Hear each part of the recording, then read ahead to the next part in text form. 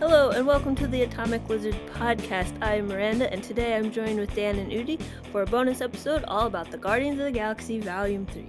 As always, there will be spoilers in this episode, so please go see this movie. It's fantastic.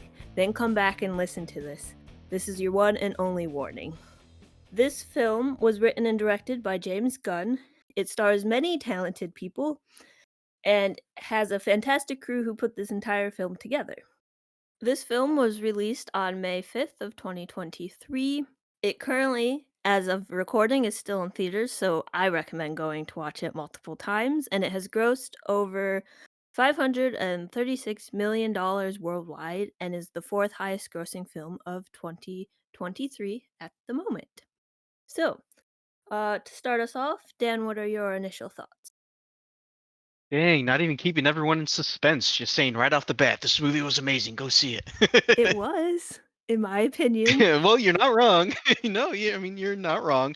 But no, man, I really enjoyed this movie. I thought it was great. Wonderful send off to the original Guardians crew and the perfect little bow tie on a perfect little trilogy. This was definitely one of the darker films in the MCU, and definitely the darkest out of the Guardians trilogy, and that's mainly because this film explores a lot about Rocket's backstory, and Rocket's backstory is very sad. But yeah, no, it was interesting to see where exactly Rocket came from because you think back to the first film and he talks about how like he didn't ask to get put together and or taken apart and get put back together, and like when like the whole Guardians crew was arrested in the first film, you remember John C. Riley's character saying that he was like a result of illegal like cybernetic experiments on you know animal life forms. So that was kind of interesting to see where exactly that Rocket came from and to see that story get told. But yeah, I thought the writing was pretty great. There's still tons of funny moments, although there were a few jokes that I feel were didn't land that well and thought they were kind of childish, but that didn't bring the movie down at all for me. I thought the villain, the High Evolutionary, was great, fantastic villain. Really made you hate him after seeing what he did to like Rocket and his friends and whatnot. It's like, oh man, this dude sucks. Like, so it was pretty satisfying to see the Guardians able to come together and take him down. I don't know how like you guys feel or how other people feel, but I feel like the High Evolutionary was a really good villain. Now, whether he deserves to be put up there with the the best villains in the MCU, like Thanos, like Killmonger, like Vulture, I don't know. But I definitely think he is one of the best MCU villains we've had in quite some time. And yeah, I thought Volume 3 was great, and I'm interested to see what is gonna be next for the Guardians crew, especially with how the movie ended. So I liked it. I'd highly recommend it. Go see it. So those are my thoughts. What do you think, Udi? What are your thoughts? Trash. MCU Marvel trash. I can't believe people like. No, I'm just kidding. No, I actually really like this movie. Um, I mean, I've always been a big MCU fanboy ever since I was a wee little lad in the fourth grade, and I went to go see Iron Man in theaters. I mean, even before then, I mean, I grew up with the Raimi Spider-Mans. Although, just to put this out there, Toby's not my favorite Spider-Man. So, but Uh-oh. I grew up with the Spider-Mans and everything, and I've loved the MC since its beginning stages. But yeah, this is great. I was not one of the people that was like super like done with Marvel during Phase 4. Like there was a lot of hate and backlash going on during that time, and people being annoyed and frustrated. Like that wasn't me. I still enjoyed the MC during this period. Like, were there letdowns? Yeah. Were there movies that I felt like should have been better and could have been better? Yeah. but I don't think there was anything that I outright hated in Phase 4. Um, I've already talked about my thoughts on Ant-Man Quantumania, and that's Phase 5 though, so that's different. But yeah, I really, really like this one. This immediately became one of my top favorites in the entire MCU, and like you said already, I mean, it was just about the perfect send off for the Guardians, I think, and I do tend to gravitate towards very like human, kind of typically sad stories, just because like I don't know, I feel like those resonate with people very strongly, and also like darker stories, and so this is like the best mix of both. Udi likes being depressed, for all you wondering out there. Depressed. I don't like being depressed. I just like depressing stuff.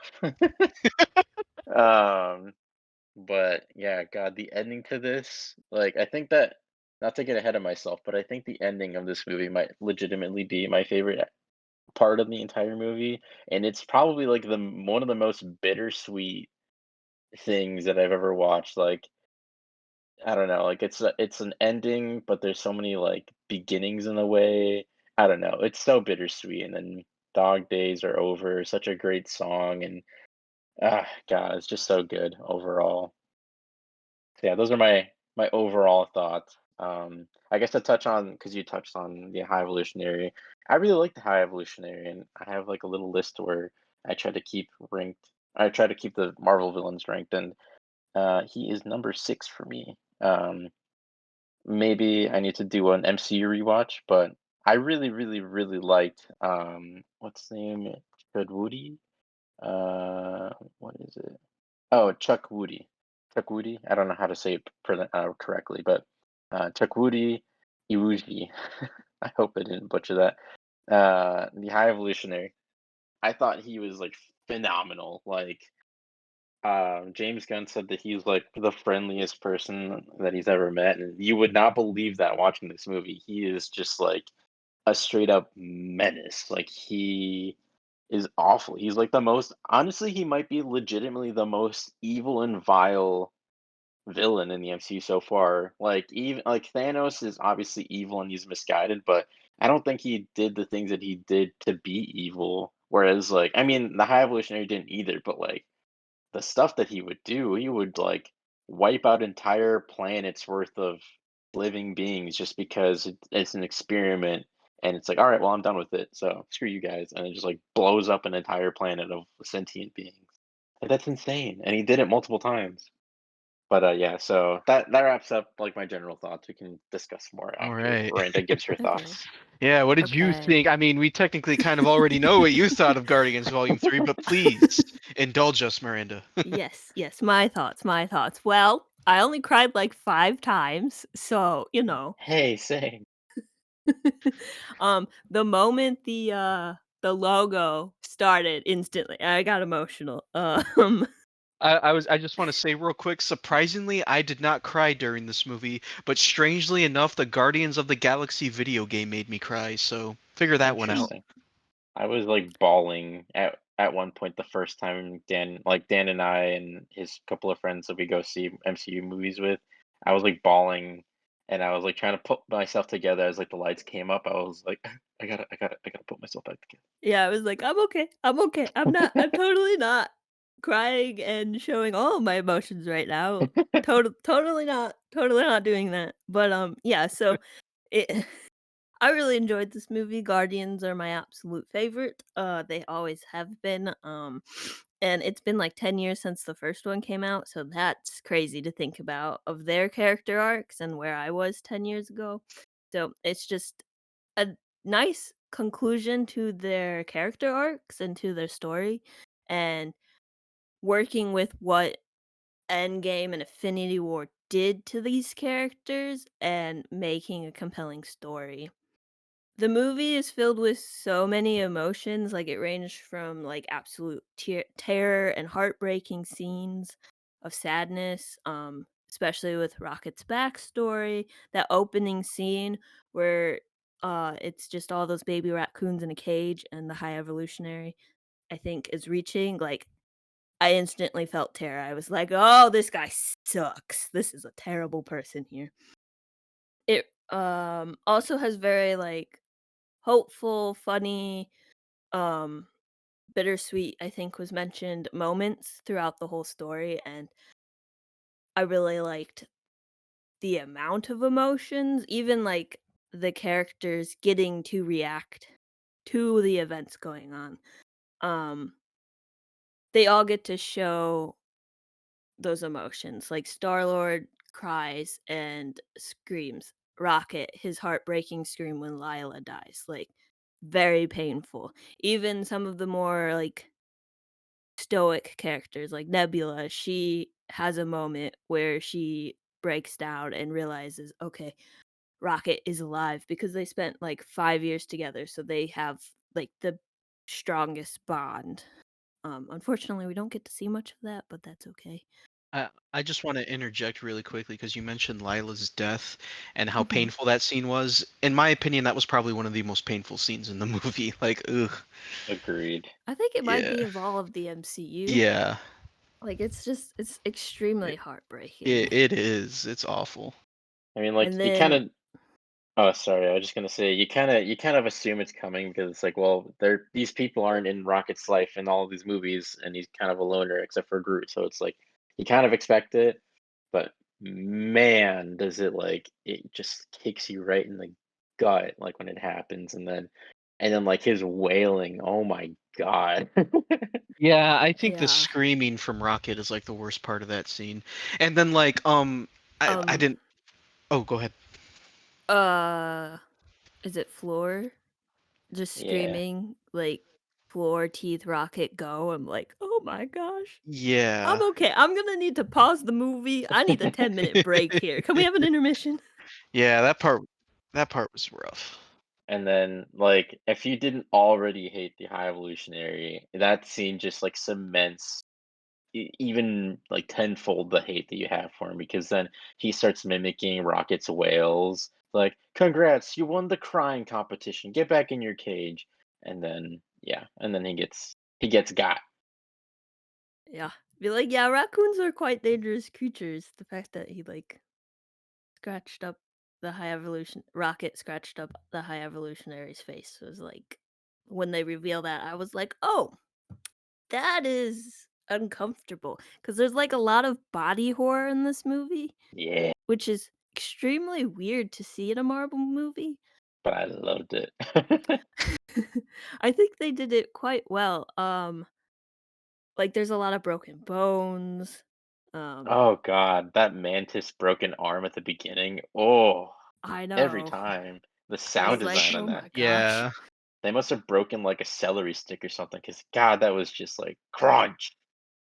Yeah, I don't know what a broken bone sounds like, but I hope I never have to experience that.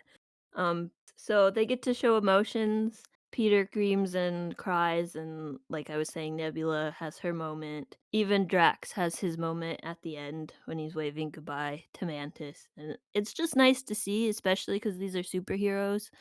A lot of them are, uh, like a lot of the times they don't show men having strong emotions like that, so it's nice and refreshing to see, and it's nice to see that, like it was nice to see that, like, Mantis is there to kind of, explain everyone's emotions, like, with Nebula, it's like she's having her moment where Mantis knows exactly what to say to convey how everyone's feeling, and I think that probably has something to do with his her powers of, like, feeling emotions and being an empath.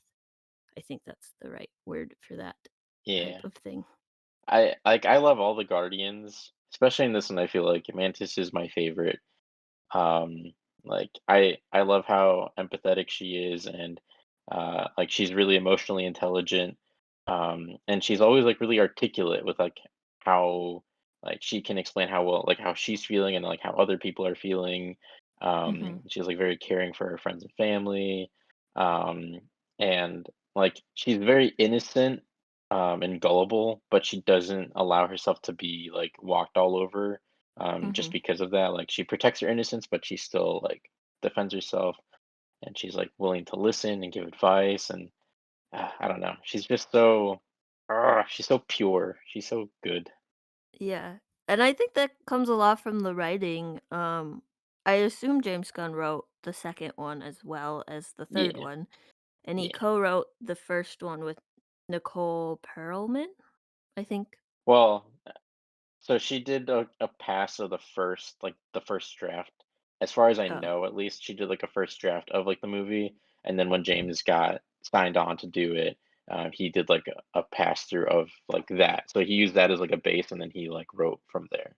So hmm. that's as far as I know, that's what happened there, but yeah, Yeah, I didn't look much into it. I just saw her name as a writer on the IMDb, so I was like, you're should good. mention her because. I sorry, I was just gonna say that I didn't even know that she was involved at all until, like, recently. I, like, saw an interview, that's how I found out about that. Yeah. Ah, both of them and everyone else who's worked on the Guardians movies or with this trilogy and the Christmas special, like these are some very talented people.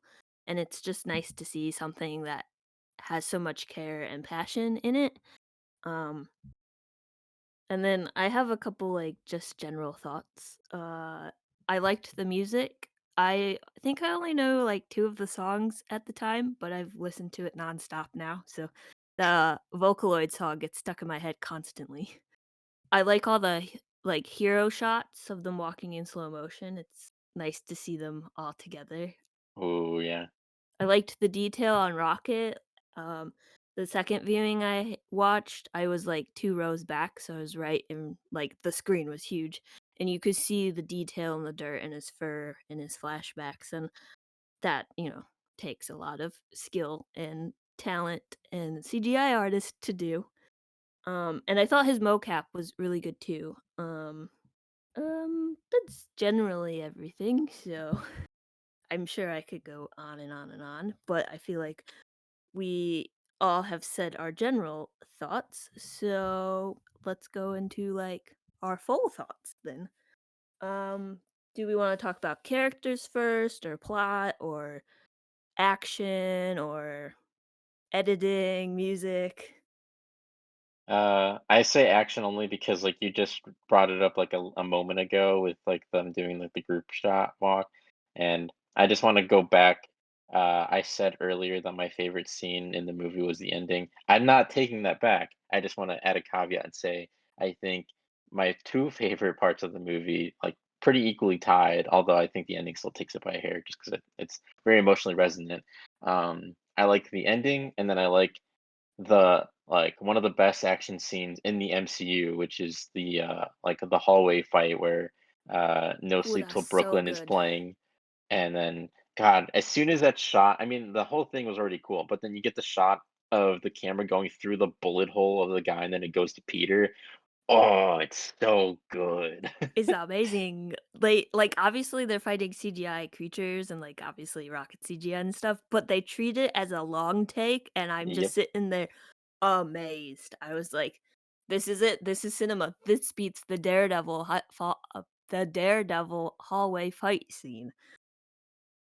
Okay, maybe that's a bit extreme. I mean, they're both really good, but Yeah. It's so good. It's been a while since I've seen the hallway fight scene, so I'm not gonna comment. I Same. love Daredevil. This was really good. Yeah, I'm not gonna comment on that either, but I do agree with you guys. That scene was pretty great. I also yeah. love the part where Nebula just gets like sucker punched and she like breaks her neck and her head is just Mhm. like dangling there. It's like, oh, it's so gross. But then she like pops back into place and she's just like wrecking shop.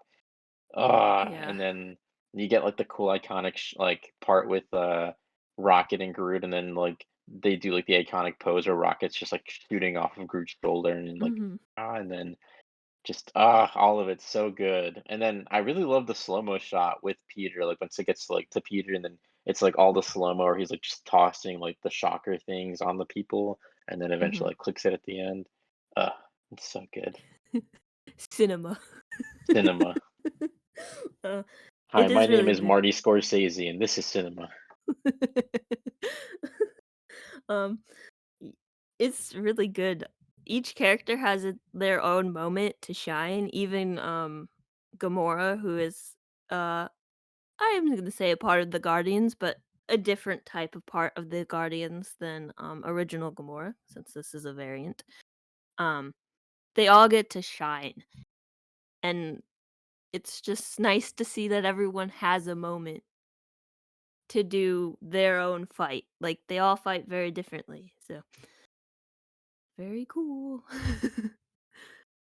Yeah, I think in general they've always had like at least kind of entertaining action. I think the first one maybe might honestly be the weakest in terms of action because like there's really no big true action set piece in that movie, and then the ending, which usually would be like a big climactic like third act explosive fight scene, is just a dance off, and then they blow him up, and then they kill him. So Like it's like a subverts dance battle. expectations. A dance I battle. mean, I wouldn't say the first one didn't have a lot of big action scenes. I just watched that one recently because I'm doing an MCU rewatch right now, and like there's that part where they're fighting throughout the ship, and like Groot literally skewers like five guys in a row and is just bashing them around the room. Yeah, but I mean, like, there's bits of action, but it's not like a huge fight scene or anything. Not like this in Guardians 3, where it's just like a condensed, I guess if it's one big continuous like fight scene, yeah. well, not even just, I mean, I don't know. Like, there is action. I'm not saying it has zero action. No, it's only talking and only music. But, like, I'm just saying it's not like a huge fight scene. Like, it's not a battle, basically. It's like they throw a few punches and then Groot, like, skewers all of them and it's over. And then they run to a room and blow up Ronan and it doesn't do anything. And then I don't remember what happens next, and then they eventually the ship crashes, and then that's it. Like, there's not a ton of fighting and action, like a lot of action, I guess I should say. Like, there is still some fighting and stuff, but Like like there's no like long choreographed action. Is that what you're meaning?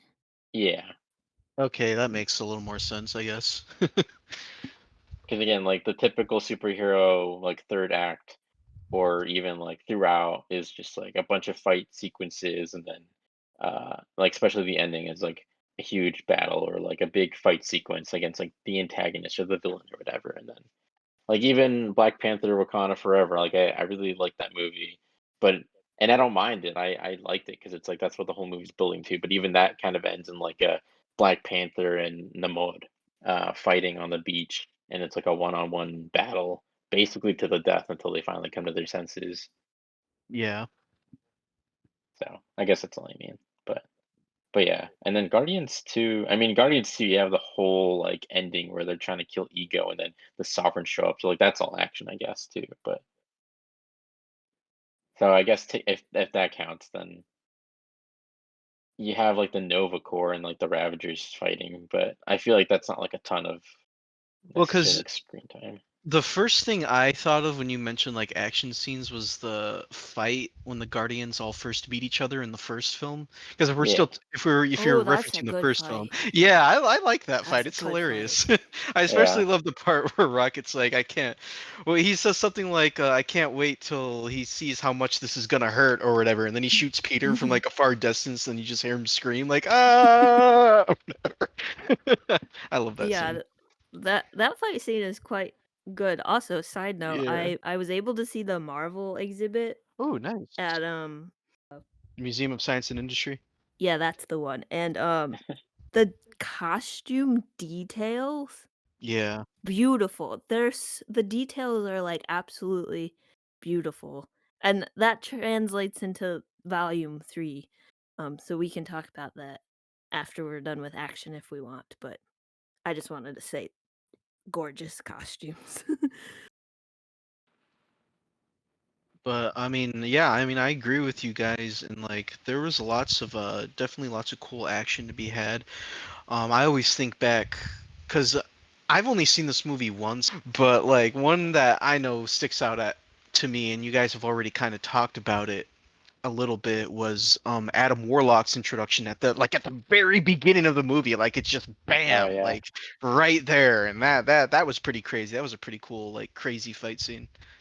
Yeah, I was not man, expecting it to start that way. Yeah, neither was same. I. Just right off It the back, we're it was we're we're in now. It was funny because I forgot that Adam Warlock was gonna be in this movie. So like immediately when it starts, I just see him flying. I was like, oh yeah, Adam Warlock's in this movie. Honestly, I kind of forget. Yeah. I was like, "Oh shoot, yeah, Adam Warlock is in this. Yeah, Wow, that's exactly, dude. great." That was my reaction. Although, what an entrance with Oh "Crazy on yeah, You" by Heart. yeah, That was pretty cool.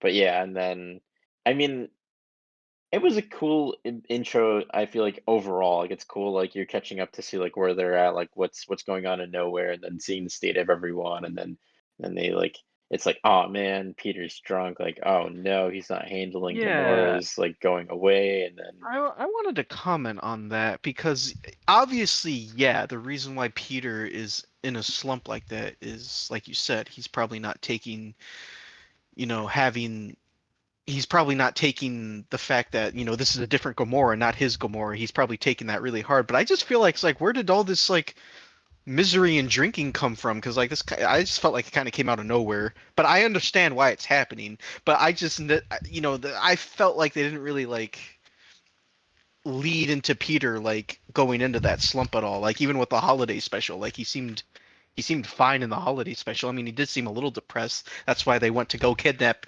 Kevin Bacon, but yeah, I don't know. I just thought the whole like drunk drinking thing is like, whoa, where did this come from? I liked it, but I do feel like, especially if you like take into consideration like Love and Thunder, like he seemed like normal Star Lord in that movie. And like that's really the only thing for me. Like in the Christmas special, like that's like the whole thing of like he's been sad and depressed, and so they try to cheer him up, and they don't like show him being drunk or anything there. But like I could understand that being like the progression of from that to like when we catch up to them in three. But um I guess I don't know how directly soon. I don't know. I would think that it would be Yeah, worse right after Endgame than like at that point, or it'd be the same. But yeah, in Love and Thunder, he's not. He's just kind of Star Lord. But I don't know. I'm yeah. willing to forgive it. It's just a tonal thing, I'm guessing, between like the movies. Yeah. We don't really know where this slots into the timeline, but like even if he's seeming okay then, one, it's a different movie, different director, different writer, so they're gonna treat the character a bit differently. Yeah. But like grief is a process, it comes and goes and stuff. So I didn't Yeah. like question it or anything. I thought it was very like it hit me in the emotions because in the trailer, they're carrying him, and I thought he was gonna die. So I'm glad we got that over in the beginning. Also, did you know that is Karen Gillan holding a 35-pound dummy of a fake Chris Pratt to do that scene? I Oh So, did. wow. I did not yeah, know that. I that did, and I oh, sorry, you finish. yeah, like, I mean, obviously, that makes more sense than her carrying a full-grown man, but I it believe she could do it's it. just I mean, she probably can, but be like, "Oh, yeah, that makes total sense in the production of this movie to do that thing." But, yeah, so there's a lot of practical effects in this movie, practical sets, practical makeup. There's tons of, like they made suits for them to wear. They don't usually do that. I mean, well, they didn't do that in Endgame, but, these suits look fantastic, and they all, like I like the design of the Guardians uniform. It's very, very nice. Um, Yeah, no, the costume design is great in this movie, and especially when you get to that like animal planet where the where the high evolutionary like did his experiment and you got all those like Mhm. evolved animal people. Like I Counter thought Counter the Earth. Earth. Counter Earth, is that what it was Yeah. called? Yeah. Okay. Yes. Yeah. Um yeah, no, I thought the costume design was great for that scene in particular. Although when I saw the pig person, it made me think of this meme that I discovered called John Pork, where it's just like a pig guy or whatever. It's a literal like pig man, and like he calls you, and like nobody ever picks up his calls. So it's a very sad story. So Yeah, I thought of Rocksteady and Bebop from TMNT. Oh yeah. Oh I yeah. was like, and when the turtle in the tank. Dude, he created a Ninja Turtle. I know he They made the Ninja did. He did, Turtles. yeah. It was I so literally funny because me and Udi, obviously, we went to go see this together, and during that scene, I was just thinking in my mind, dude, he made a Ninja Turtle. Then, like a few seconds later, Udi whispers into my ear, he made a Ninja Turtle, and I was like, dude, I know. we were That's the both canon way to get the Ninja Turtles in the Yeah, MCU. yeah. Daredevil, who? Not him. The Guardians. it was funny because like Dan and I were like the only two people laughing during that moment, but I was like, it's a Ninja Turtle, and then I was kind of like, it was a flashback, so it would never work. But in the first Guardians, Peter Quill makes a reference to the Ninja Turtles. I was like, oh man, if only Peter was there. And he's like, it's a Ninja Turtle. It's an actual Ninja Turtle, yeah. Yeah. So, what did you guys think of the characters? Like, I know we mentioned Mantis, we mentioned the High Evolutionary, a bit about Peter, but like in general, what do you think? Cosmo is the best addition to the Guardians Cosmo is best girl. since Mantis. Cosmo is the best. Cosmo's best girl. Actually, Cosmo, well, a space dog is in Guardians 1. Um, Yes, it is. I mean, although it's it's a Cosmo. different Yeah, I'm dog. pretty sure that's supposed to be Cosmo, yeah. yeah. Yeah. That also makes sense why or how she joined because like she was on nowhere. Mhm. So, but yeah, Yeah. and that's also I guess why Howard the Duck is there, even though he helped fight Howard in the Endgame Duck. too. Wait, Howard the Duck helped fight in Endgame? I don't remember Yeah, that. he was in the final battle That sequence. is awesome. Freaking Howard the Duck. God, that movie's so terrible, but it's Howard the Duck. So. But yeah, that scene where they're playing poker and then Cosmo's like, and he called me a bad dog, and everyone's like, "Oh my god, let it go!" So funny. Yeah. And they're like, "Craglan, please just take it back. She won't let it go." He's like, "I can't take it back if she's indeed a bad dog." And they're like, "Oh my god, not I also again." I also think that the voice actor they got for Cosmo just makes her a million times cuter as well. Yeah, Yeah. she was the actress who did like the voice for her is in a movie called Bodies, Bodies, Bodies, and she was great in that too. But it was cool to like be like, wow, they actually got like a Russian actress to do the voice for Cosmo, and she did a great job. Cosmo is one of the best like characters used quite well because it is such an emotional film is when you get to cut back to like Cosmo and Kraglin doing their thing out of nowhere. It's like, yes, we needed this break of moment. So the running joke is I enjoyed it. I've seen some people online like it was annoying, but I enjoyed it. Also, I think Cosmo is a reference to one of the first animals in space, who was a Russian dog. So that's cool. I want to say I was watching an interview earlier with James Gunn and Sean Gunn, and or maybe it was a tweet. I don't know something. And yeah, James Gunn said that even technically, like he took inspiration from like the first cosmonaut space dog in real life to like formulate part of Rocket's origin story and Hmm. like his characters. Like that's kind of cool too. Like she played a part in both like obviously Cosmo's backstory because like that's what she's directly inspired by, but then also like he took inspiration from that for like Rocket's story. It's cool. Yeah, I was gonna Hmm. say the inspiration for like the first space dog isn't that because like Cosmo's actually gender swapped in this movie because I think in both the comics and in the Guardians video game it's a boy dog, but they made him a girl for the movie and I think I remember reading that yeah it was because a big inspiration was that first space dog, right? Yeah, yeah. Hmm. The original like the space dog was a girl, and Yeah. yeah he had a little Twitter argument with someone because they were like, "Why did you gender swap Cosmo?" And Oh he's like, well, "Because because Laika it's a was a girl." dog and it doesn't matter. It's a dog. No, no, they tripled down on this thing, so don't worry. No, but I mean, I think having a high pitched like Russian, like girl voice coming out of a dog is much cuter than like yes, comrade. Like coming out like a scruff like Russian like man voice coming out. I don't, so I'm Yeah, glad I'm glad they made the creative decision to like change things up a bit I agree. because it just makes Cosmo a million times more cuter. I Yeah. agree.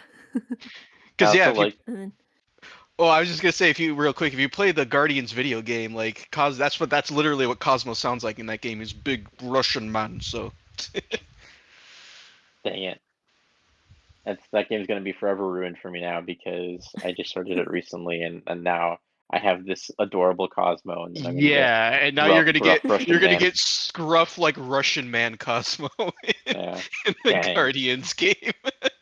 They should release a DLC where it's just Maria. I don't remember her last name. It's like Balakova or something like that. Doesn't matter. They should release like a DLC where it's like her doing all the voice lines. Uh-oh, that might not bode over well with some people. Probably not. Not the people that triple down on arguments with James Gunn on Yeah, Twitter. not the people that are angry that they gender swapped a dog out of all characters. But Yeah, anyway, that's besides the point. um, yeah. yeah, so I guess those are thoughts on Cosmo. What did we think about like Rocket's character? Like obviously this is his movie. He's kind of always it's always kind of been him. Um hmm he's definitely like the main character without being the main character. So, The secret protagonist. yeah, the secret protagonist. It really gives you insight as to why Rocket is the way he is because he's gone through a lot of hardships in his like life. So when you go back and you watch the first film and even the second film, you're just like, oh, okay, I get why Rocket is this like bitter person most of the Mhm. time because his life was just awful. It was a really hard I don't want to say upbringing, but just it was rough for Rocket, very rough. Existence. Yeah, existence was just rough for him, and so, once again, I'm gonna reference the first film. He didn't ask to be made into that, Mhm. so. Speaking of Rocket though and his backstory, I will say I think it was kind of odd for when we see him like quote unquote growing up. They got like a grown man to like imitate a kid's voice, which I thought was kind of weird. Why didn't they just hire like a kid to voice young Rocket? I don't know. I thought that I was a mean, weird decision. it was Sean Gunn who did Young Rocket, so like he's already being Rocket, so he kind of already knows.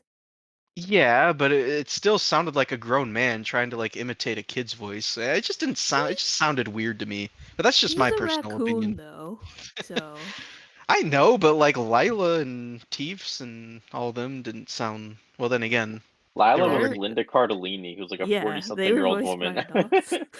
Well, no, I was gonna say they were already adults. I guess we didn't really see them as kids. I guess. I mean, I thought they were all like young. They all seemed young to me. I mean, Teefs or Toofs, is it Teefs? Yeah, Yeah, Teefs. Teefs. I mean, it's hard to tell how old he was because he's a walrus and he's Yeah. like, Yeah, but yeah. I don't know.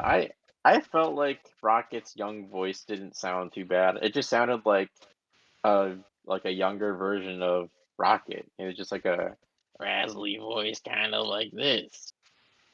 So I don't know. I don't know. I thought it sounded weird because, like I said, it sounded like a grown man trying to like imitate a kid's voice. So Yeah, because you guys mentioned Lila and Teefs earlier, like they just sounded like adults. Like I would rather if they just had Rocket sound like an adult then. If that I was mean, going to be the case. I'm not saying Lila felt or sounded like a little girl, but I don't think she sounded like. I would have assumed necessarily that it was not that 40-year-old women have super deep voices or anything like that. But like, I don't know. I would have assumed maybe a teenager or like a 20-something-year-old, if anything. But I knew it was Linda Cardellini, so I was like, oh, it's Linda Cardellini.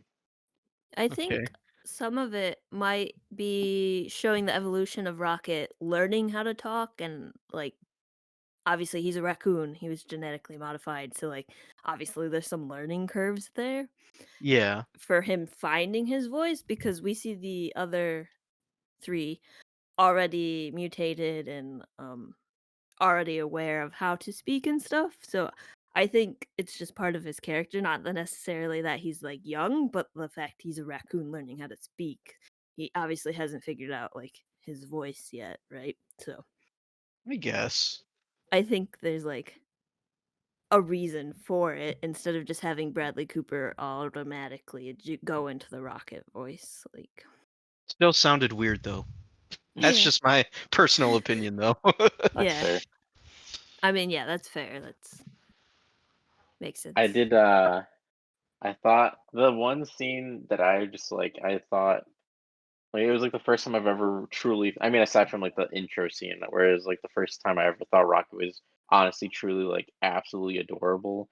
Was the one scene where he's like learning math and he's like doing it on like the high evolutionary's lap, and then they're like talking about like music. He's like sounds we like, and then he like kind of he grabs a few parts, puts them on like his like little chest bracket thing, and he like kind of like waddle runs over to like with the high evolutionary is gonna show him like the Ninja Turtle scene. Like that whole scene, I was like, Rocket's so cute. I like this scene a lot actually because it shows that Rocket has always just stole things, which gives insight into him stealing batteries. Yeah. And also, I feel like maybe that's why he likes Peter's music so much Yeah. and has a Mm, connection because that was kind of like shown to him and from a young age. yeah, something he was taught to care about and Yeah, whatnot. And that's why, like later on, well, in the beginning, he's listening to the Zune, but then later on, Peter like goes back and almost dies to get the Zune for Rocket because, like, for both of them, music is a very important part of their lives. yeah, And also makes a fun movie. Like, so many good songs in yeah. all three of them. And the Yeah. Christmas special too, or the holiday special. Like, they know how to pick music. Darn right. Yeah. And the fact that all the music that is picked gives insight to the story is relevant in some way. Quite quite detail oriented, like just thinking about the lyrics and everything. It just is so nice to have something like this in the MCU because it's not necessarily been lacking in depth stories and characters, but it's just nice to see it again. Yeah, Because Guardians like did that originally. Everyone was like, "What is this weird space movie?" And Yeah. like now they get to do it again. yeah. I think like from the beginning, because this was the only song that I knew was like part of technically like Awesome Mix Volume 3 was Creep. But I didn't know when they played it in the movie at all. But then the movie starts with Creep, like the acoustic version of Creep. I was like, ooh, this is already like I'm liking this. And then yeah, you get Adam Warlock, his song with Crazy on You with Heart or by Heart, and then you have Earth, Wind, and Fire.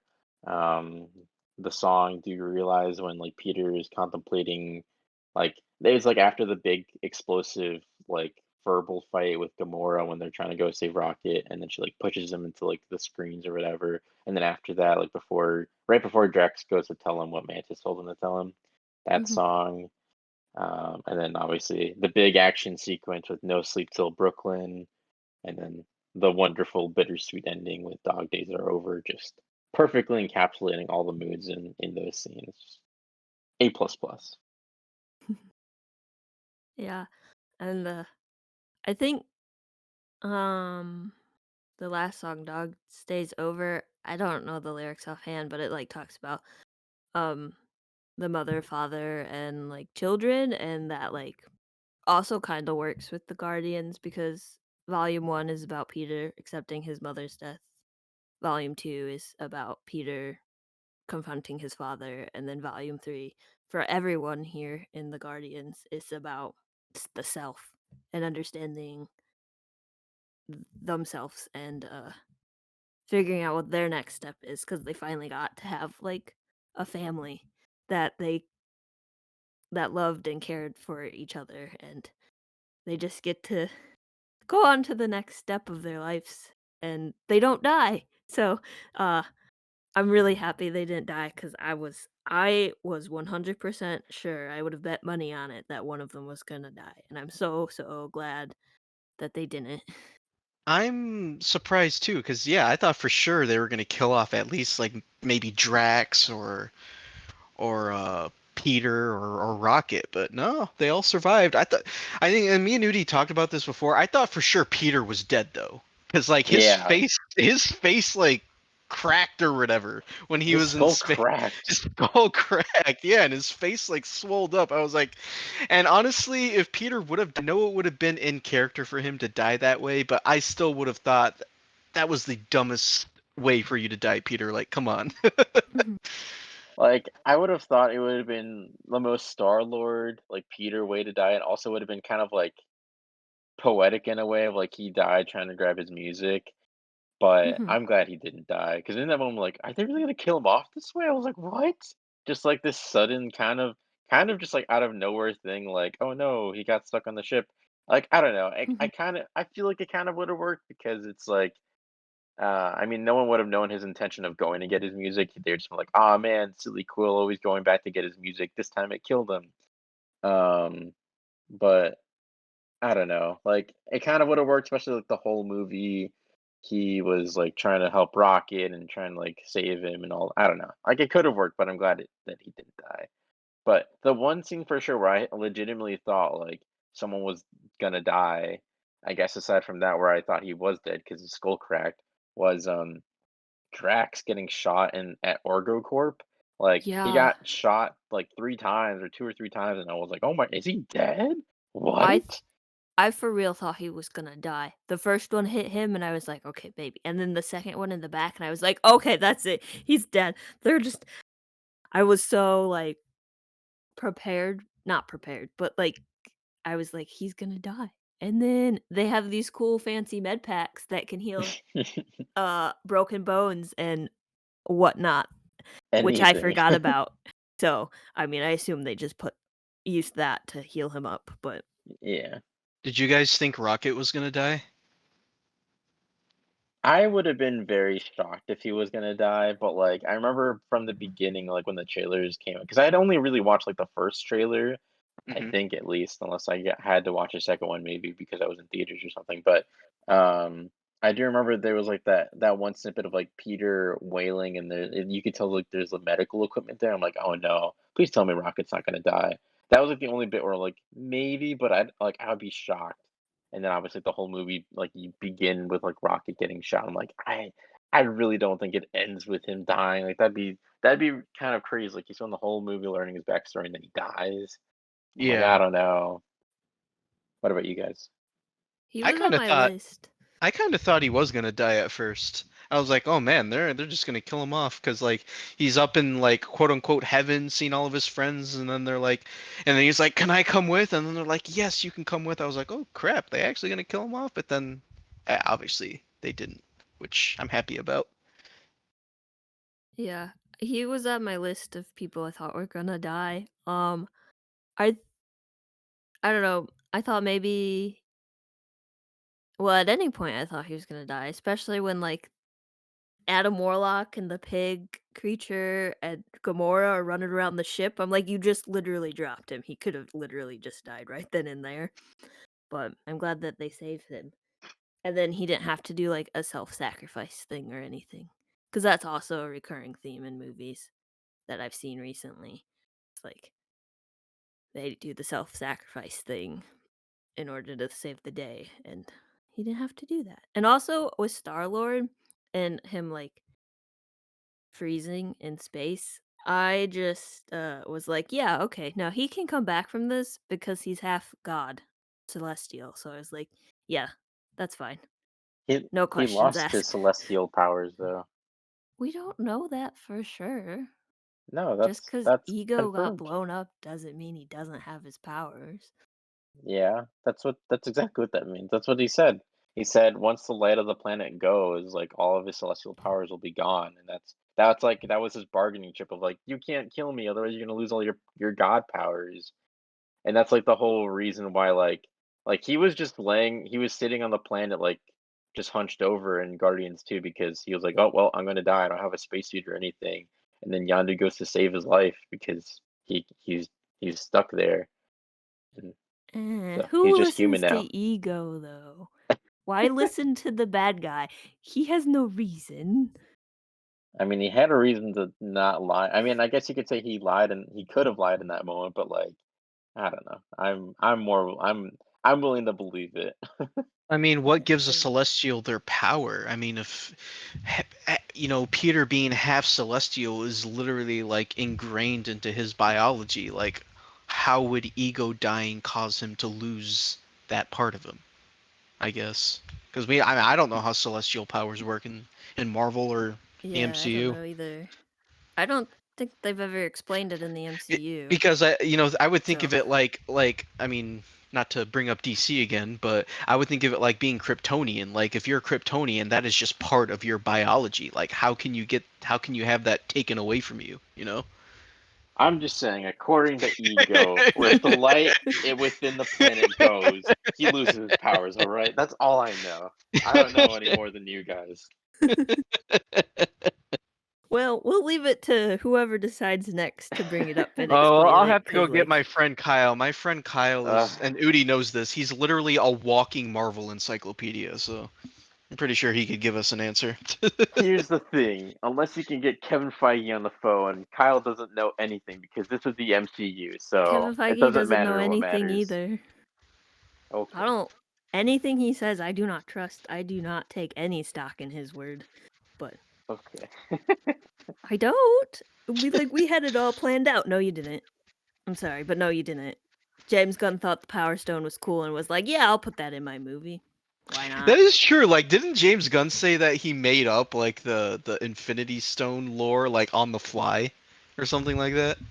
I Yeah, I thought I think so remember in an reading something interview. like that. Yeah, he said he just made stuff up about the Infinity Stones, just like on the fly, which Yeah. is it's kind of funny to think about. Yeah, I think it's funny. Oh, you like touched earlier on how you liked that like all the characters like cried, even like the male superheroes and everything.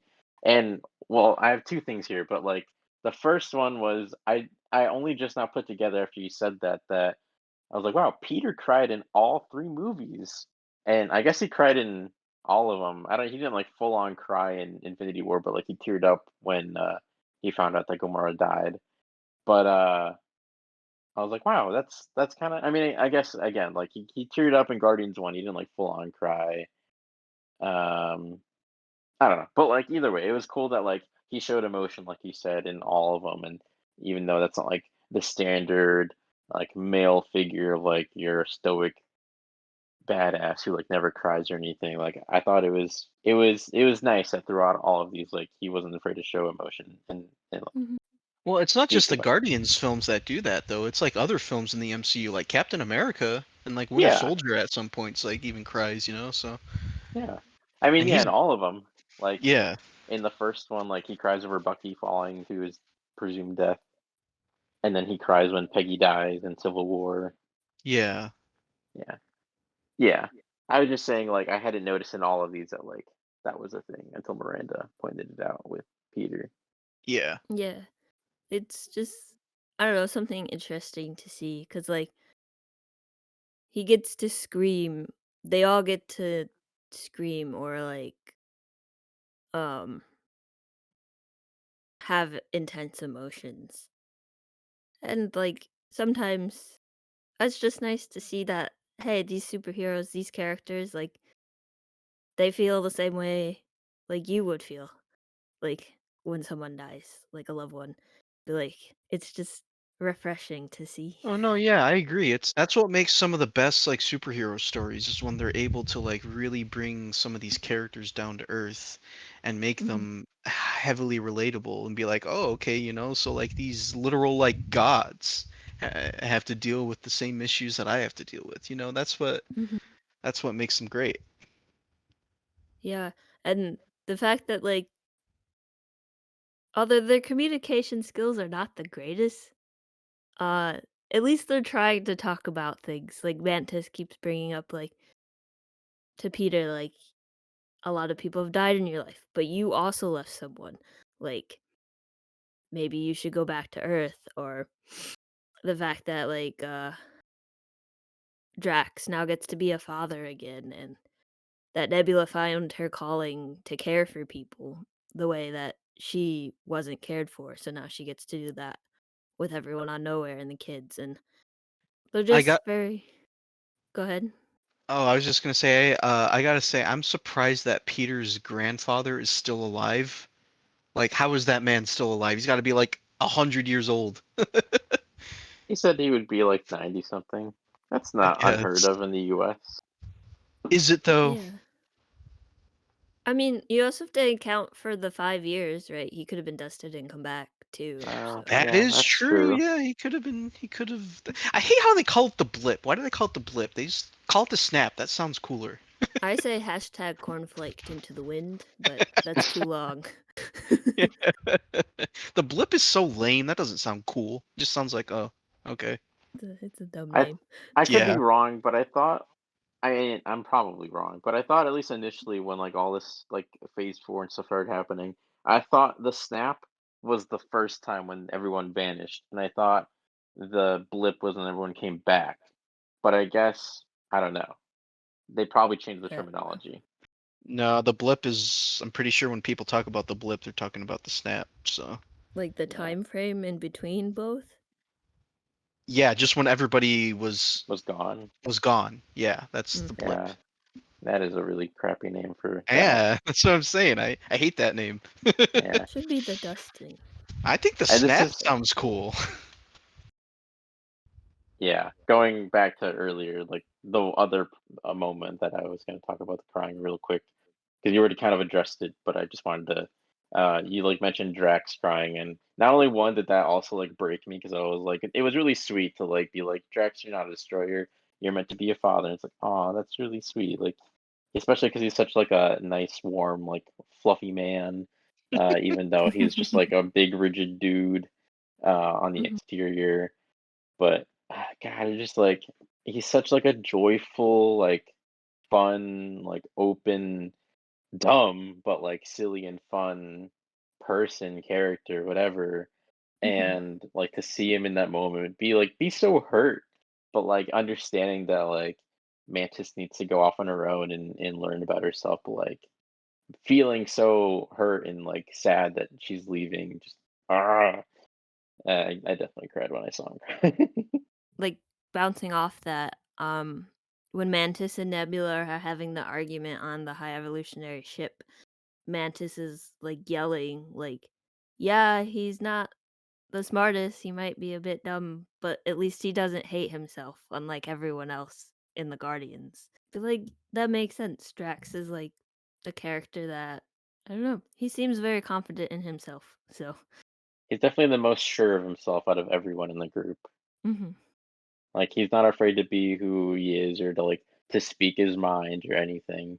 I think this movie more than any of the other ones, I really loved how, especially in that moment and then afterwards from that point to the end, like, you can really see, these family dynamics and how this team is like a family and, like, how they all mesh together. Like, they're so different, but that's, like, what makes them work. So, like, Mantis is, like, super emotionally intelligent, and she can, like, she's supportive and like to like Nebula, someone who's like very logical and like to the point and like this or that. It doesn't beat around the bush or like I don't know, just like get straight to the point. She finds it annoying that Mantis always goes to defend whoever is like whoever made a mistake or I don't know, like something like that. Or like in that case, or Drax did something dumb like he always does, and then she pushes him, and then she like defends him. But it's like there's just like an interesting dynamic there, where like Mantis is there to be emotionally supportive, and she like understands she cares about him, she loves him, but like she also understands like his purpose in the group. And then like Nebula, obviously, like she's kind of like the leader at least at the beginning, especially because like Rocket was kind of MIA for the rest of the movie until the end. But you see how like you see her purpose in the family and like everything but like I don't know, I just really like that you could see all these dynamics and then as like the movie starts getting closer to the end like you really see like Drax like he's the silly goofball but then he also has a purpose of like he can help bring joy to all of, like, the little kids. And then he happens to know their language, and even though it's, like, it's not in their translator, their built-in translator that has, like, hundreds of languages of alien languages, but, like, he happens to just know it because he's not always dumb, and he does have, like, a purpose, and instead of just being, like, a big dumb oaf who doesn't know or do anything. um, and I don't know, I just really like seeing their whole family dynamic, like, kind of in that scene, but then also, like, kind of playing out in real time after that, like, towards the end and everything. Yeah. They are like three-dimensional characters. Like there's layers. They're like onions or ogres or parfaits or cakes. They have layers, and it's just nice that this movie gets to explore that because I don't know, these characters just like mean a lot to me. So the fact that they get to be this way is like I don't know. It's just I don't know where I'm going with this point. I get what you mean. They matter a lot, and it's cool that they get to be three-dimensional characters, and it's not just like it's show don't tell. Like, they say Yeah. things, but then you also get to see it in live action, like happening in real time as they interact with each other and other people and other things in the world. Mhm. Yeah. So, while we're on the subject of characters, what did you guys think of Adam Warlock? We haven't really talked about him that much. I feel like I don't know. It like what we got from Adam Warlock in the movie was just not what I was expecting because I just feel like he really wasn't in the movie that much. Like he just showed up during a couple scenes. Like I thought Warlock was going to be a bigger character, but it didn't really seem like he was that big of a character in this movie. Yeah. He might not be in it much, but I think his character serves a purpose in the Yeah. plot cuz he's the gold people. What are they called? The sovereign? Yeah, the Sovereign. And the high evolutionary made the sovereign.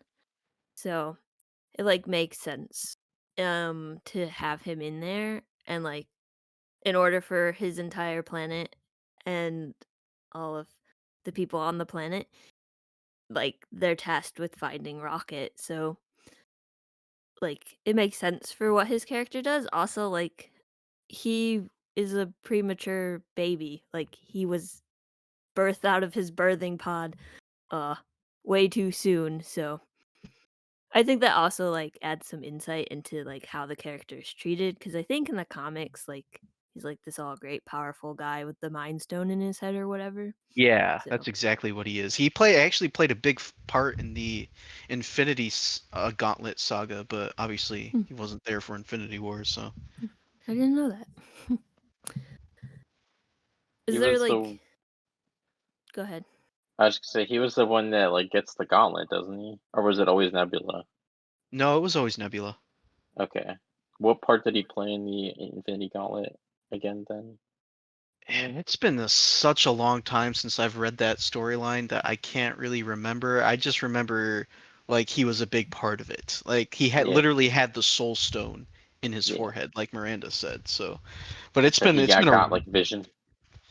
yeah, that's what I was thinking. 'Cause I just watched Age of Ultron today. Vision and Warlock kind of had like reverse roles going on because like when Vision, at least as far as I know, when Vision was created in the comics, he doesn't have the Mind Stone in his forehead. That design is just there. And Warlock has the Mind Stone, but it's like the reverse in the movies because Vision has the Mind Stone in his forehead, so that's why that little light or that little design is there. And then for Warlock, well, they can't have the Soul Stone be in his forehead, so they just put the design there just to have it. It's kind of funny. I guess, Yeah, like, I mean, again, I mean, I think during this period, like phase three, I feel like was probably the most well planned out phase out of all of them. But I feel like they knew, or they had like the inklings of an idea of like, oh, if we set up Wanda in this movie, and then we're setting up Vision. By the time we get to Infinity War, we can have them be in a relationship, and then obviously, like, Vision's gonna have to die because Thanos is gonna win. So, like, man, wouldn't that be quite the emotional, like, gut punch if, like, he has to die? And whereas, like, Adam Warlock, I don't know if he has a romantic love interest, but, like, I don't know that much about Vision as it like in general. Like I knew of the character since I was a kid. Same with like the Scarlet Witch. Like I knew about her, and I knew that they were together. And so like when they got like brought into the MCU, I was like, oh, I wonder if that's gonna happen. And then Civil War happened. I was like, oh, I see where this is going. And so I feel like maybe they did that just because like I don't know if Adam Warlock would have been able to like provide as much of like a gut punch. I don't know. Maybe like by that point we would have gotten enough movies with him, and it would have been interesting. Who knows? Who's to say? But I think maybe that could be potentially a reason why they swapped them out like that. Maybe Yeah. in a different reality, maybe Guardians. Well, actually, no. I was gonna say because I remember even initially like there was speculation of like, oh, is Guardians Volume 3 gonna come out before Infinity War, like between the two Avengers movies? But it was always supposed to be set after. So I don't know. It's just weird, yeah, because it's like they introduced him like right before Infinity War, and then I mean, again, this would have still happened after the Avengers movies, but it's just so far removed from Guardians 2 that it's just weird. But before I talk about my feelings about Adam Warlock, did you finish your thoughts, Miranda and or Dan? Like I said, I was expecting more out of Adam Warlock, and like we got that like really cool like opening scene at the beginning to kind of show how powerful he was, but then I feel he just kind of takes a back seat, and it's like I was a little. I'm gonna be honest, I was a little disappointed with Adam Warlock because, yeah, I was just expecting more, and we didn't really get much.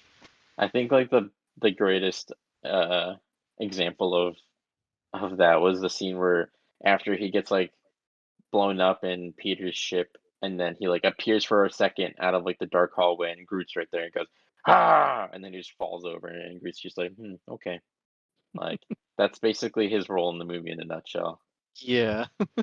But what are your thoughts on Adam Warlock, Miranda? I mean, he's a cool guy.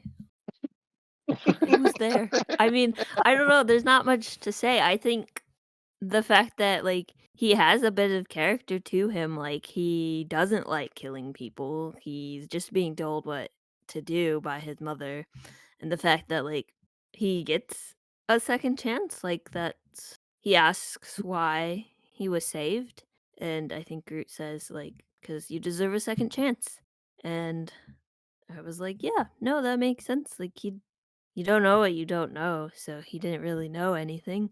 So I think if they do bring the Guardians back, obviously they're gonna be different than what they are, but I'm sure they'll expand on his character.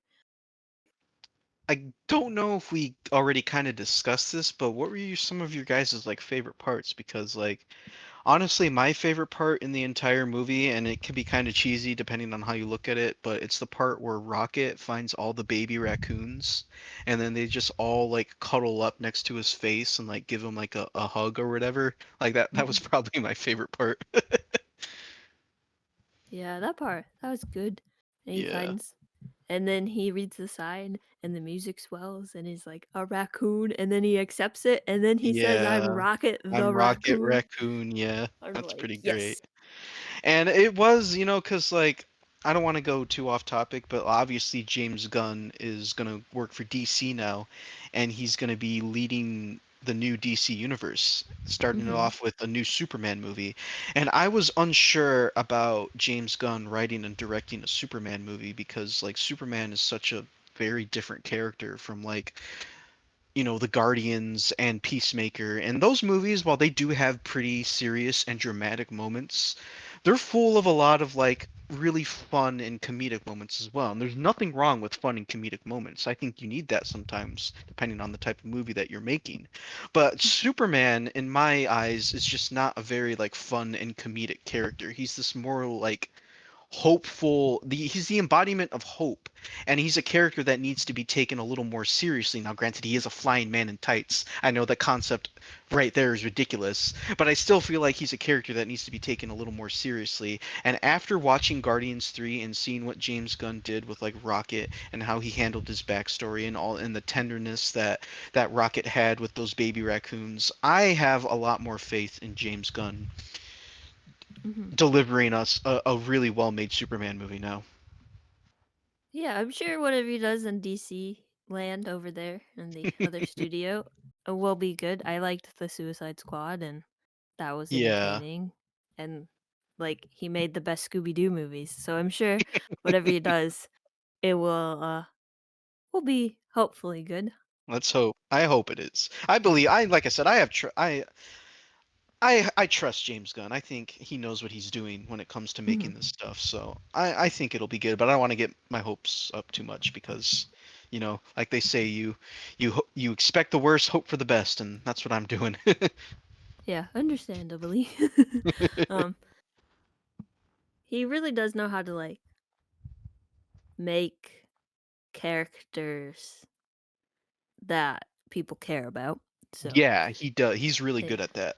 yeah, and he knows how to take a character and treat like, for example, Gamora. We haven't really talked about her yet, but this Gamora is obviously a different one, and he like shows that because I was kind of worried that they were just gonna like pair her off back with Peter, and she wouldn't get to be her individual character. But we can clearly tell this is a different Gamora. She found the Ravengers, so she has a different family, although the Guardians are her family too, in a way. And like this movie, her whole character in this movie has a very similar arc to her first character. Like in this one, in my second viewing, I paid a little more attention to like her dialogue and acting in the background and stuff. And in this version, in this story, she kind of goes through that same arc of like seeing how terrible this guy, the villain, this is, and realizing, oh, he's just gonna kill people to kill people because he doesn't care. So she kind of has like a similar arc, but I do like the fact that like she very much tells Quill, like, "I am not that Gamora. I am my own person. Mhm. Please back off. Leave, like, stop. I am my own person." So that was nice to see. I don't know, do you guys have any comments about Gamora? Otherwise, I can go into my favorite parts. I mean, she's just more or less the same character that she was in the first movie because she's technically the same Gamora from the first movie before she went through, the changes of, discovering her, camaraderie with the Guardians crew and them becoming her family and falling in love with Peter and whatnot. So Yeah, I guess with Gamora, I I wasn't sure. Going into the movie, I hadn't really thought about it, and like the day that we were gonna go see Guardians 3, I remember thinking like, wait, how does Gamora being alive even make sense? Because they just introduced how like characters can't stay in a world that's not theirs in the multiverse of madness because then it causes incursions, and I was like, what? And then like the movie starts and they don't address it at all. I'm like, what? Like, what is happening? Like, how does this work at all? Blah blah. And then you get like the one dumb scene where Peter's like talking, he's like venting to Uda, in the elevator about like everything that happened and whatever with them. I was like, I don't know. I'm just some dumb Earth guy, but like, I don't know. I asked some Infinity Stone scientist, and then like talks about all of it. And it's like, okay, all right. I guess it makes sense. Like, it's dumb, but at least they gave an explanation of like, I don't know. Maybe it's just like some random Infinity Stone crap. Who knows? Who's to say? And I was like, that's fine. I guess whatever. It doesn't matter. But um, in the same way that like of what you said, Miranda, I liked that scene. Like it Mhm, was rough to watch that scene in particular, with Gamora and Peter where she like pushes them against like the screens and then she like says that mhm, stuff. I'm like, she's totally in the right. Like he can't let go, like even though she is her own person, like he can't let go of like the idea of Gamora, of like his Gamora. And so like you feel bad for him because like it really sucks. Like he had the love of his life and then she got killed and now she's back, but like it's like it's a bad breakup kind of, but like in like the worst possible way because like she essentially is like she's back, but it's like she's mind wiped, so she doesn't remember any of it.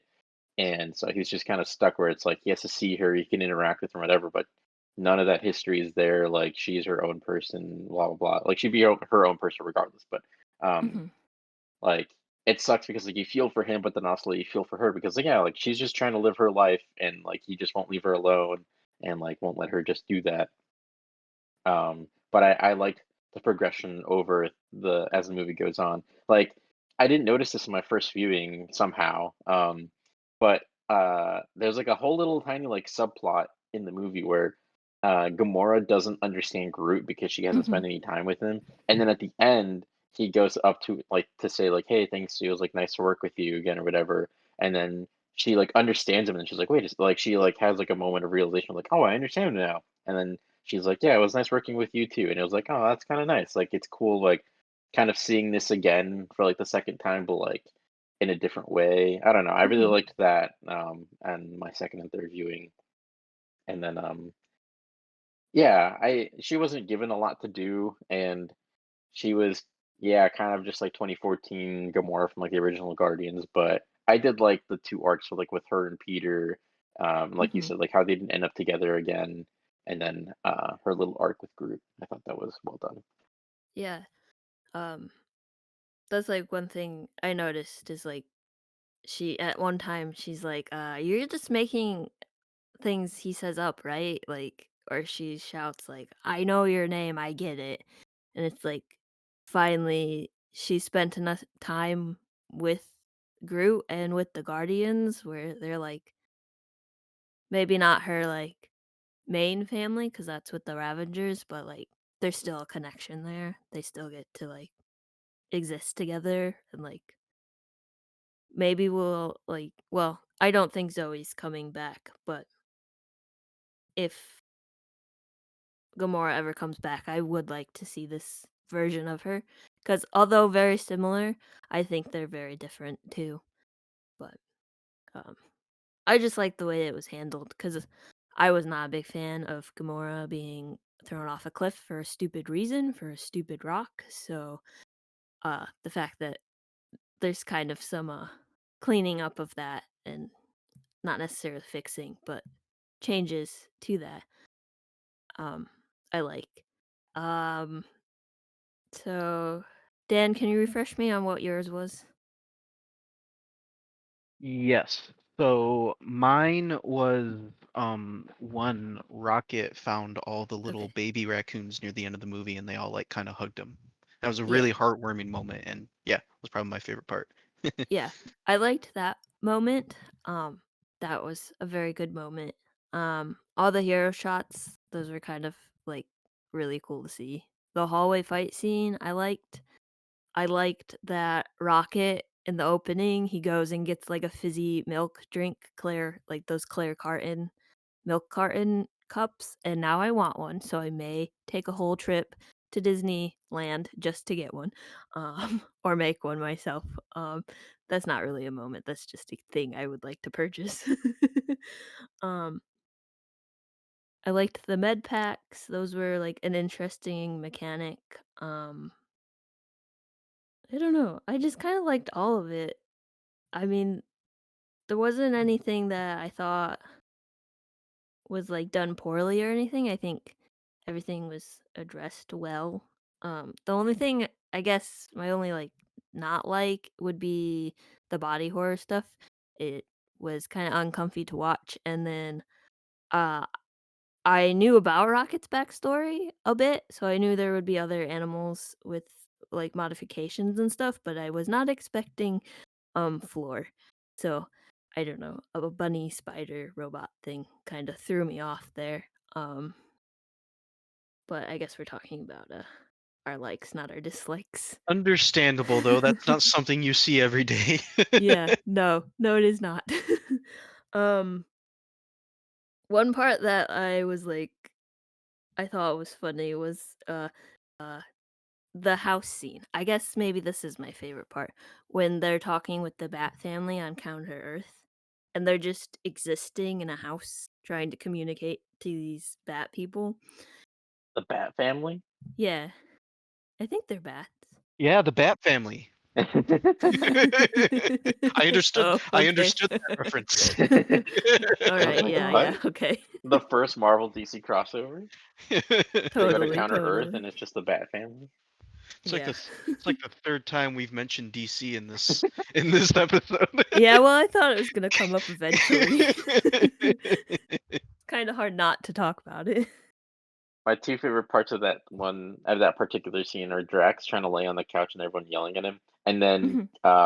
Nebula randomly she decides to drink the drink that they gave him. She's like, "Oh, that is delightful," and she's like just sipping on it. And I'm like, "She's the only one Yeah. to drink it." Yeah, that's kinda why I like that scene because they just get to exist as beings, as people, right? Like, Drax is trying to sleep on the couch, Nebula's like, "This is a tasty drink, I like this one."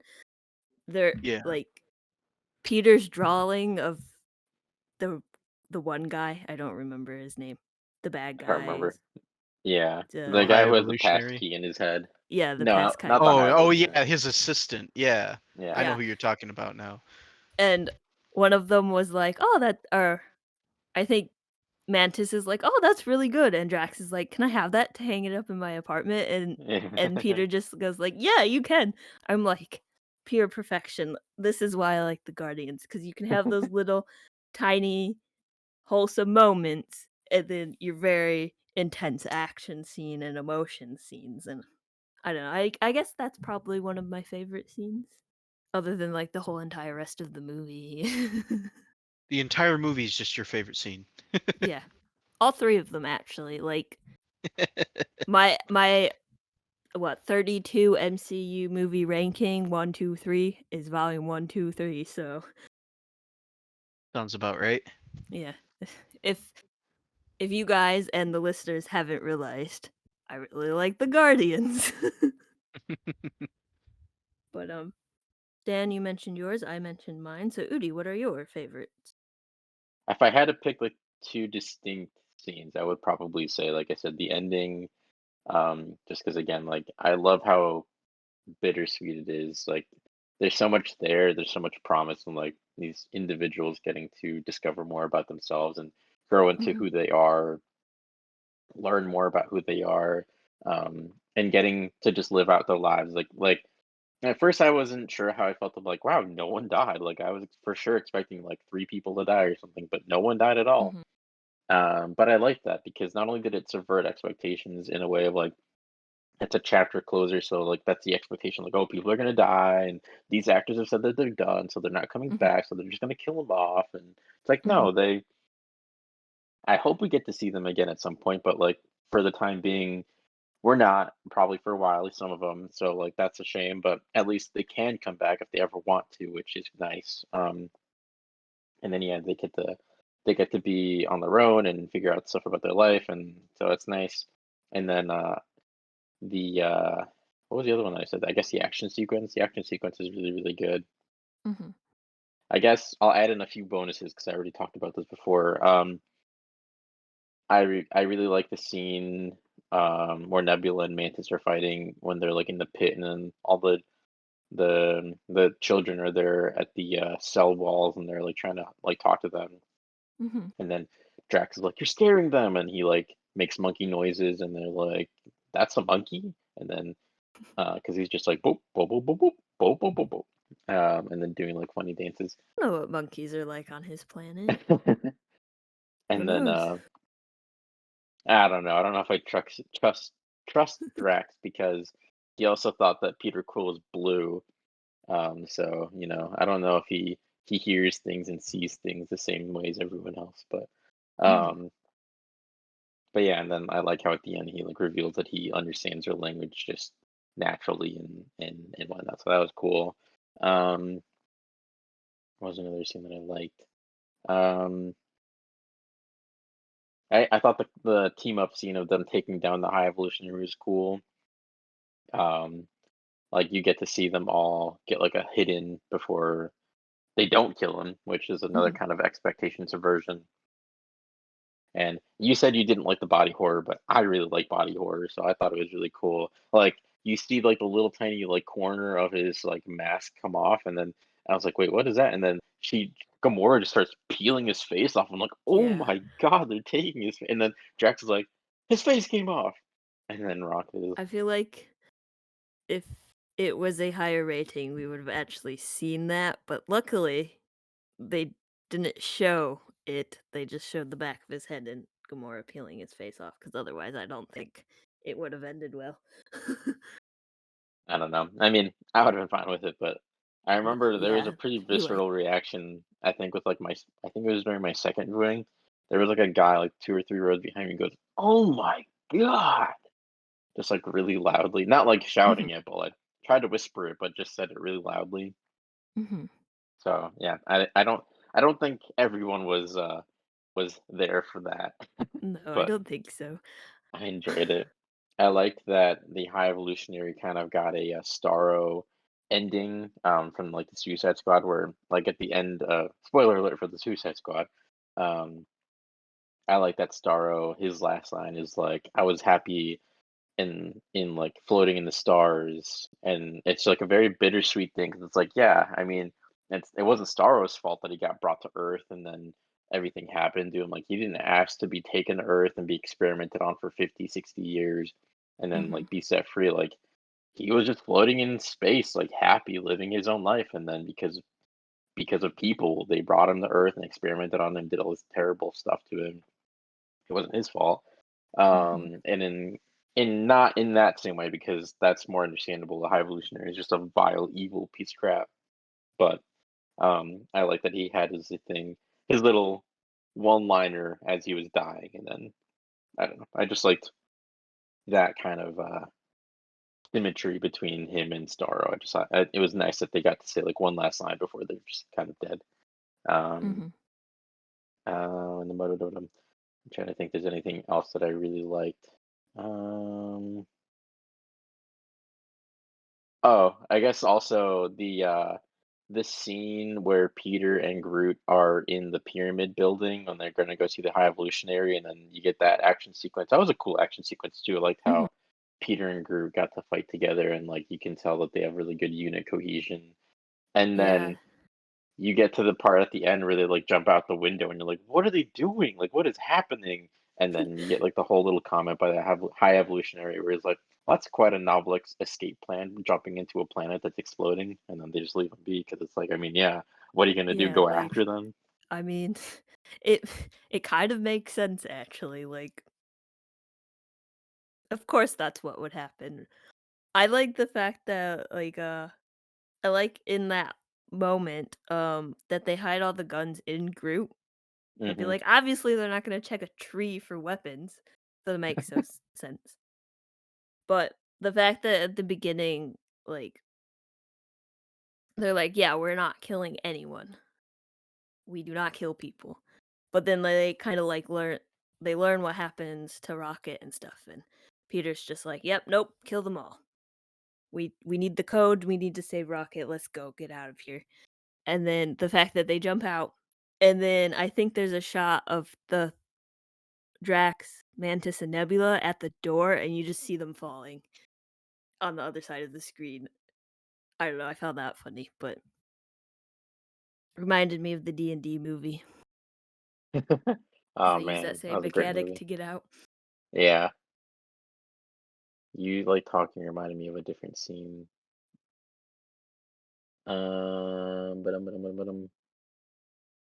Was I don't know. it It about doesn't the matter. fight scene? No, it was something with Nebula.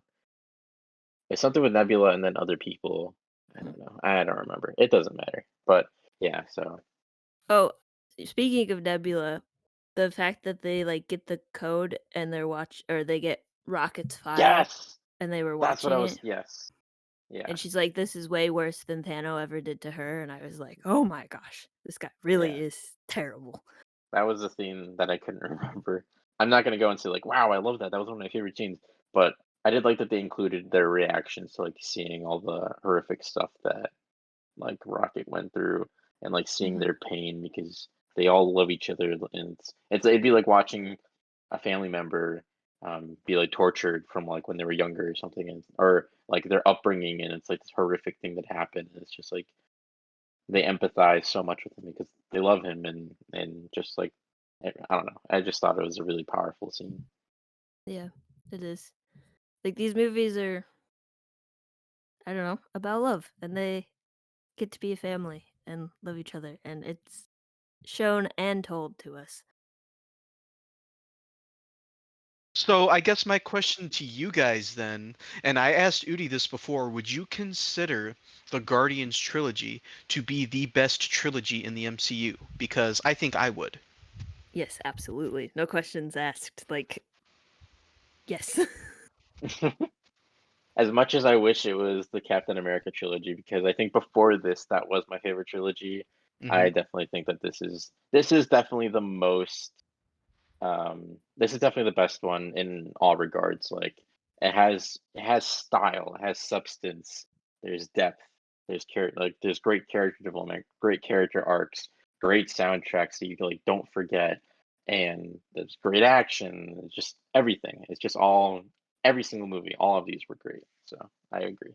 I would say yes, it's definitely the best trilogy. Yeah. 100%. I It also helps that they're kind of standalone films. They don't really rely on much of the other films too. So, Exactly. I mean, not so much in Volume 3. Volume 3 kind of, assumes you watched like Endgame and all that. But yeah, they do mention it though. So like if you yeah, hadn't, you kind of know. but definitely the case for Volume 2 and especially Volume 1. Mhm. Yeah. Which I mean, like all I'll say, and I mean, I don't know. That's a whole other conversation I'm not going to get into. But like, all I'll say is like the five people on planet Earth that haven't watched Endgame and Infinity War. It's like if you're walking into Guardians Volume 3 and being like, I don't understand what's going on. It's like I don't even like. eh, I don't know.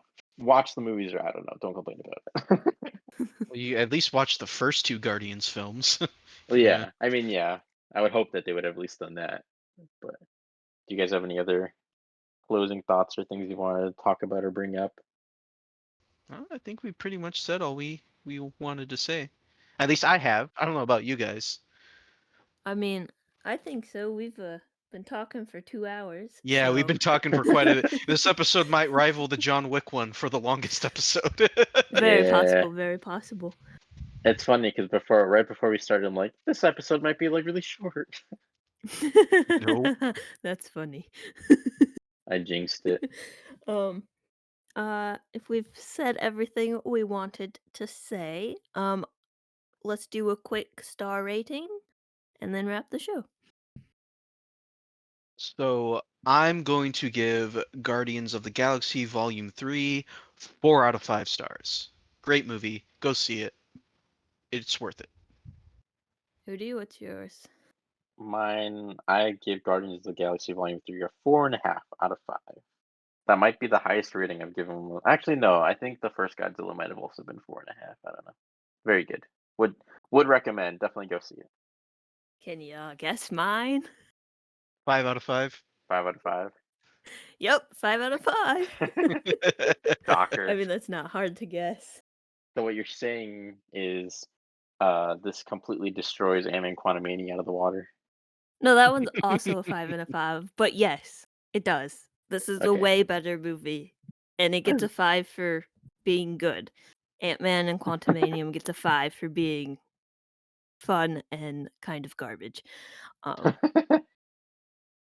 those are our ratings. So thank you for joining me and talking about Guardians of the Galaxy Volume 3. Thank you to everyone who listened to this. I hope you saw the movie before listening to this, since we did talk spoilers.